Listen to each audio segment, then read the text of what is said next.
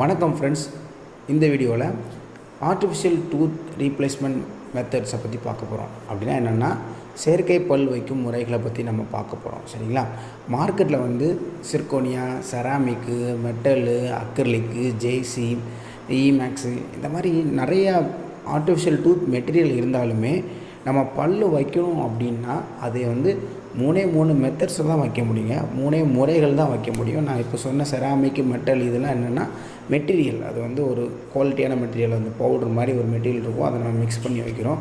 ஆனால் இந்த பல் வந்து நம்ம வைக்கிற முறை என்பது பார்த்திங்கன்னா ஒரு மூணு முறை தாங்க இருக்குது. ஃபார் எக்ஸாம்பிள், இதுதான் உங்களோட தாடைன்னு வச்சுக்கோங்க. இந்த இடத்துல தான் நம்மளுக்கு பல் இல்லை. பல் இல்லாத இடத்துல நம்ம பல் வைக்கணும்னு நம்ம நினைக்கிறோம். சும்மா இந்த இடத்துல பல் இல்லாத இடத்துல நம்ம சும்மா ஏதாவது ஒரு பல்லை எடுத்து வைக்க முடியுமா? சும்மா அப்படி வச்சுட்டு ஒழுங்காக வைக்க முடியுமா? அது வைக்க முடியாது. சரிங்களா? பொதுவாக அந்த இடத்துல நம்ம பல் வைக்கணும் அப்படின்னா அது எப்படி வைக்க முடியும் அப்படின்னா, அது ஏதாவது ஒரு சப்போர்ட்டில் தான் நிற்கணும். சரிங்களா? சும்மா அப்படி அதுவே நிற்காது. நம்ம ஏதாவது சப்போர்ட் கொடுத்தா தான் நிற்கும். இந்த சப்போர்ட்டை வச்சு தான் நம்ம அந்த பல் வைக்கிற முறையை மூணாக பிரிக்கிறோம். சரிங்களா? இதில் வந்து என்னென்னா, முதல் விஷயம் அப்படின்னா டென்ச்சர்னு சொல்லுவோம். முதல் முறை வந்து டென்ச்சர் மெத்தட் அப்படிங்கிறோம். அப்படின்னா என்ன அப்படின்னா, இந்த பல் இல்லாத இடம் இருக்குது பார்த்திங்களா, அந்த பல் இல்லாத இடத்த சுற்றி தாடையை சுற்றி ஒரு பிளேட்டு மாதிரி வருங்க. இந்த வீடியோவில் தெரியுதான்னு பாருங்கள். இந்த பாருங்கள், ஒரு சின்ன ஒரு பிளேட்டு மாதிரி வரும். இந்த பிளேட் என்ன பண்ணோம் அப்படின்னா, கரெக்டாக அந்த தாடை இருக்குது பார்த்திங்களா, அந்த பல் இருக்கிற தாடை இருக்குது பார்த்திங்களா, மேல் தாடைனா மேல் தாடை இருக்குது பார்த்திங்களா, மேல் தாடையில் இந்த தாடைக்கு மேலே இந்த பிளேட் மாதிரி ஒன்று வருங்க. இந்த பிளேட் பார்த்தாலே தெரியும். இது உள்பாகம், இது வெளிப்பாகம். இந்த உள்பாகம் என்னென்னா கரெக்டாக அந்த தாடையில் போய் உட்காரும். ஆக்சுவலாக இது வந்து இதுக்கு செய்யலை. இது வந்து நம்ம யாருக்காக செஞ்சோமோ அவங்க தாடையில் கரெக்டாக போய் இது உட்காந்துக்கும். இந்த உட்காந்த தாடை பிளேட்டு மேலே என்ன இருக்கும் அப்படின்னா, நம்ம செயற்கை பல்லை வச்சுருக்கோம். சரிங்களா? இந்த மாதிரி நம்ம வைக்கிற மெத்தட் தான் டென்ச்சர் மெத்தட்னு சொல்லுவோம். இது என்ன அப்படின்னா, இது பிளேட் நம்ம இது மேலே வச்சாலும் இது நம்ம அந்த பிளேட் வந்து நிரந்தரமாக தாடை மேலே இருக்க முடியாது. ஏன்னா தாடையில் வந்து என்னென்னா, அது வந்து ஒரு பகுதி, டிஷ்யூ பார்ட். இந்த டிஷ்யூ பார்ட் என்ன ஆகும் அப்படின்னா ஈஸியாக புண்ணாயிரும். அதனால் கண்டிப்பாக இதை நான் எப்படி கொடுப்போம், கலத்தி மாற்ற வரதை கொடுப்போம். இந்த மாதிரி கலத்தி மாற்ற மாதிரி கொடுக்க சொல்ல என்னென்னா, உங்களுக்கு வந்து அதை எடுத்து உங்களுக்கு நல்லாவே க்ளீன் பண்ணி போட சொல்ல அந்த இடம் எப்படி இருக்குன்னா நீட்டாக இருக்கும். அந்த டென்ச்சரும் லைஃபுக்கு கிடைக்கும். இது நம்ம அப்படியே உள்ளே வச்சுட்டே இருந்தோம் அப்படின்னா அதை சுற்றி இருக்கிற ஈறுகள் எல்லாமே புண்ணாகி வலிக்க ஆரம்பிச்சிடும். சரிங்களா? வேறு என்னென்னா, இது நம்மளுக்கு ஒரு 2 கம்பி மாதிரி வரும். உள்ளே நீங்கள் பார்த்தாலே தெரியும். இது என்னென்னா, ஏதாவது பக்கத்தில் உள்ள ஹெல்த்தி டூத், அதாவது நல்ல டூத் இருக்கும், நல்ல பல் இருக்கும் பார்த்திங்கன்னா, அந்த நல்ல பல் மேலே கிளிப்பு மாதிரி போய் பிடிச்சிக்கும். இப்படி சொருவி சக்குன்னு போய் பிடிச்சிக்கும். இதுக்கு மேலே தான் என்ன வரும்னா பல் நம்ம வைக்கிறோம். சரிங்களா? இதுதான் ஃபஸ்ட்டு மெத்தட். ரெண்டாவது மெத்தட் என்ன அப்படின்னு பார்த்தீங்கன்னா கேப் மெத்தட், அதாவது டூத் சப்போர்ட்டட் மெத்தட். அப்படின்னா நம்ம பல் இல்லாததுக்கு முன்னையும் பின்னையும் இருக்கிற பல்லை கொஞ்சம் ஷேப் பண்ணிவிட்டு அதுக்கு மேலே கேப் மாதிரி வரும். அந்த கேப்போட சப்போர்ட்லேயே ஒரு பல் வந்துடும். பார்த்தாலே உங்களுக்கு தெரியும். இந்த பல் இதே மாதிரி பெரிய பல்லாக இருந்திருக்கும். இதை கொஞ்சம் சின்னதாக்குறோம். இந்த பல் இதே மாதிரி பெருசாக இருந்திருக்கும். இந்த பல் மாதிரி அதை நம்ம கொஞ்சம் சின்னதாக்கி இந்த 2 பல்லையுமே நம்ம என்ன செய்கிறோம்னா, சின்னதாக்கி இந்த 2 பல்லையுமே கேப் மாதிரி செஞ்சு அதோடு சேர்ந்து ஒரு சப்போர்ட்டில் பல் வந்துடும். இதை பார்த்தாலே உங்களுக்கு தெரியும். இந்த கேப் பார்த்துருக்கா, இந்த 2 ஹோல் இருக்குது பார்த்திங்கன்னா, இந்த ஹோலில் இருக்கிறது வந்து கரெக்டாக இந்த பல் மேலே கரெக்டாக ஃபிட் ஆகிற மாதிரி நாங்கள் செஞ்சு அதோட சப்போர்ட்லேயே பல் வந்துடும். இந்த மாதிரி மொத்தமாக வரும்.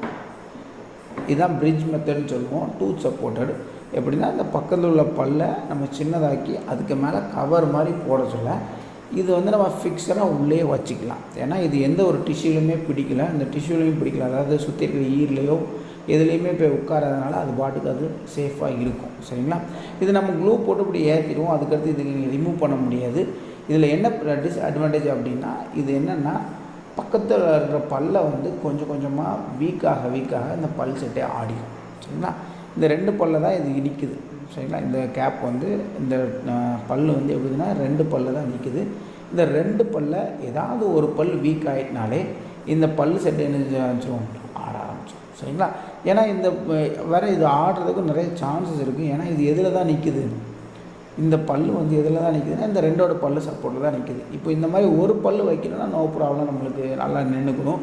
ஆனால் இப்போ வந்து 3 பல் உங்களுக்கு இல்லை, இந்த பல்லுமே இல்லை, இந்த பல்லும் இல்லை, இந்த பல்லும் இல்லை அப்படின்னா இந்த பல்லையும் நம்ம தேய்ச்சி நம்ம ஷேப் பண்ணி இதே மாதிரி கேப் மெத்தடில் 5 பல்லாக வந்துச்சு அப்படின்னா நம்ம அந்த 5 பல்லை வச்சோன்னா இந்த 2 பல்லு மேலே தான் ஃபுல் ஃபோர்ஸும் விடும். ஆக்சுவலாக நம்ம 5 பல்லு வச்சோன்னா 5 பல்லுமே நம்ம பைட்டிங் கடிக்கிறதுக்கு உபயோகப்படும். அப்படி ஆக சொல்ல நம்ம எந்த கடிக்கிற அந்த பல் செட்டை வச்சு கடிக்க சொல்ல எல்லா பல்லுமே எந்த பல்ல லோடு இருக்கோ அந்த பல்ல தான் விழும். சரிங்களா? இப்போ இந்த பல்லை நீங்கள் சென்டரில் இருக்கிற பல்லை நீங்கள் கடித்தாலும் நம்ம செயற்கை பல்லை வச்சாலும் இந்த 2 பல்ல அதை தாங்கி நிற்குது. அதனால் ரொம்ப நீளமாக இருந்தாலும் இதை வைக்க முடியாது. பின்னாடி பல் இல்லாட்டாலும் ஆக்சுவலாக அந்த பல் இல்லாததுக்கு அடுத்து நம்மளுக்கு பின்னாடி பல் இருக்குது. இந்த இடத்துல பல்லே இல்லை அப்படின்னா இந்த பல்லை நம்ம ஒரு சைடாக வைக்கவே முடியாது. அதனால் இந்த மெத்தடில் வந்து பெரிய டிஸ்அட்வான்டேஜ் என்னென்னா அந்த பக்கத்து பல் வீக் ஆகிட்டுனா போயிடும்.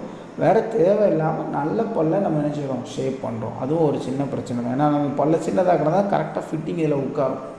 சும்மா அதுக்கு மேலே கேப் போட்டால் நம்ம கடிக்க சொல்லலாம் வாய் என்ன செய்யாது மூடாது திறக்காது.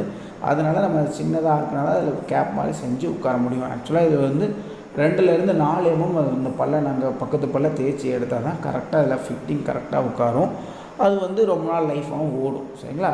வேறு அடுத்து என்னென்னா 3வது மெத்தட் அப்படின்னா என்னென்னா நம்ம வந்து இம்ப்ளான்ட் சப்போர்ட்டட் அப்படின்னு சொல்லுவோம். அப்படின்னா என்னென்னா இம்ப்ளான்ட்னா என்னென்னா செயற்கை வேர். சரிங்களா? ஒரு பல் இல்லாத இடத்துல இப்போ இந்த இடத்துல பல் இல்லாத இடத்துல முன்னாடி என்ன இருந்திருக்குன்னா ரூட் இருந்திருக்கும், வேர் இருந்திருக்கும். அந்த இடத்துல நம்ம செயற்கையாக ஒரு வேர் வைக்கும். சரிங்களா? இது என்ன மெட்டீரியல் வைக்கிறோம் அப்படின்னா டைட்டானியம் வைக்கிறோம். டைட்டானியம்னா என்னென்னா நம்ம இந்த கை காலெலாம் உடச்சிட்டுனா வந்து பிளேட்டிங் வைப்பாங்க, கேள்விப்பட்டிருப்பீங்களா? பிளேட் வச்சு என்ன நினச்சோம் டைட் பண்ணியிருப்பாங்க. அந்த மாதிரி மெட்டீரியல் தான் டைட்டானியம். அந்த மெட்டீரியலில் நம்மளுக்கு வந்து செயற்கையாக ஒரு ரூட் மாதிரி வந்துடும், ஆர்டிஃபிஷியல் ரூட் மாதிரியே வந்துடும். இதை பார்த்தாலே உங்களுக்கு தெரியும். இந்த ரூட்டு வந்துருக்கு பார்த்திங்கன்னா, அந்த ரூட்டை வந்து நம்ம இந்த போனில் ஃபிக்ஸ் பண்ணிவிட்டு இதுக்கு மேலே நம்ம என்ன செய்வோம்னா அந்த கேப்பை வச்சுருவோம். இதில் நம்ம கேப்பை எதில் வைக்கிறோம்னா பக்கத்து பல் நம்ம தேய்ச்சி வைக்கிறோம். சரிங்களா? அது பக்கத்து பல்லோட சப்போர்ட்டில் கேப் ஒன்றாவே வந்துடுது. அதனால் அது என்ன செய்யும் ஸ்ட்ராங்காக இருக்கும். ஆனால் இதில் வந்து நம்ம பக்கத்து பல்ல எதுவுமே தேய்க்கல, பல் இல்லாத இடத்துல செயற்கையாக ஒரு வேர் கொடுத்து அதுக்கு மேலே பல் வைக்கிறோம். சரிங்களா? இதுதான் பெஸ்ட்டு மெத்தட். என்ன ஒரு கொஞ்சம் காஸ்ட்லியாக இருக்கும். ஆனால் நீங்கள் லாங் டைமில் பார்த்தீங்கன்னா இதுதான் ரொம்ப நல்லது. ஏன்னா மிச்சது வந்து நம்ம பக்கத்து பல்ல தேய்க்கலை. இதில் ஏதாவது ஒரு பல் விழுந்தாலுமே மொத்தமாக தூக்கி தூர போட வேண்டியதுதான். ஆனால் இதில் வந்து அப்படி கிடையாது. பக்கத்து பல் விழுந்தால் கூட இந்த பல் அது மெயின்டைன் ஆகிறதுக்கு நிறைய சான்சஸ் இருக்குது. அதனால் இந்த மெத்தடில் நம்ம இம்ப்ளான்ட் மூலமாக பல் வைக்கிறோம் அப்படின்னா அதோடய லைஃப்பும் அதிகம். அது வந்து பக்கத்து பல் எதையுமே டிபெண்ட் இல்லாமல் நிற்கிறதுனால இது வந்து ஸ்ட்ராங்காகவும் இருக்கும். அவ்வளோதாங்க. இந்த 3 மெத்தட் தான் டென்ச்சர் மெத்தட். இதான் டென்ச்சர் மெத்தட். இது வந்து செராமிக் கேப் மெத்தட். 2 பல்லையும் பக்கத்துக்கு 2 பல்லையும் தேய்ச்சி மொத்தமாக ஒரே மாதிரி வந்துடும். இதை நம்ம அந்த பல்லு மேலே ஃபிக்ஸ் பண்ணுறோம், தேய்ச்ச பல்லு மேலே. 3வது வந்து இம்ப்ளான்ட் மெத்தட்னா இதுதான். இந்த இம்ப்ளான்ட் மெத்தடில் நம்மளுக்கு ஆர்டிஃபிஷியலாக ரூட் வைக்கும். இந்த 3 மெத்தடில் தான் நம்ம நினச்சிடும் பல்லை ஃபிக்ஸ் பண்ணுறோம்.